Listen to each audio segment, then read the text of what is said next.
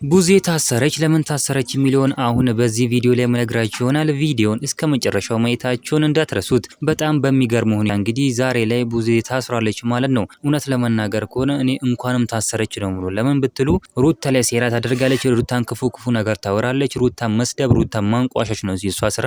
ስለዚህም እንግዲህ ተከብራ የማትቀመጥ ከሆነ ይሄኛው ነገር ይገባታል ብለን እንናገራለን ማለት ነው። ፋይል እንደሚታወቀው ተከፍቶባት ነበር። ፋይሉ ስላልተዘጋ ማረፊያ ቤት ገብታለች ማለት ነው። እንኳን ማረፊያ ቤት እዛ ብትታሰርኛ ጥሩ ነበር ማለት ነው። ሩታንኛ እንቁንኛ ጀግናን እያስፈራራቻት እያስጨነቀቻት ከአብርሃም ጋር እንዳትሆን እሷ ናት መሀል ላይ ገብታ እነሱን የምታበጣብጠው። እነሱ አንድ ላይ እንዳይሆኑ ልዑል ልጃቸውን እንዳያሳድጉ ትዳራቸውን አንድ ላይ እንዳይኖሩ አብርሃምና ሩታ አንድ ላይ እንዳይሆኑ የምታደርገው ራሷ ናት። ጸጉሯን እዛ አንጨባራ ትመጣብናለች። እዚህ ክፉ ነገር አውርታት ይላለች ማለት ነው። እቺ ጸበሬ ጸጉር ተከብራ ማትቀመጥ ሴት ናት ማለት ነው። ቡዜ ማለት ሩታኛ እንቁኛ ጀግና ግን ይሄው እንደሚታወቀው ከአብሮሽ ጋር ታርቀዋል። በጣም ደስ የሚለው እኛም በጣም እሱን የምንወደው ማለት ነው። እነሱ አንድ ላይ ታርቀው እነሱ አንድ ላይ ሲሆኑልን እኛም በጣም ጥሩ ነገር ሆኖ ታይቷል ማለት ነው። እውነት ለመናገር ከሆነ ያቺ ቡዜ ተብዩዋ ከዛ ቤተሰብ ብትወጣ በጣም ጥሩ እንላለን። ለምን ብትሉ ኤፋ ወንድማችን ግን ታናሽ ሆኖ ትንሽ ሆኖ በእድሜ ትንሽ ሆኖ በአስተሳሰብ ትልቅ የሆነው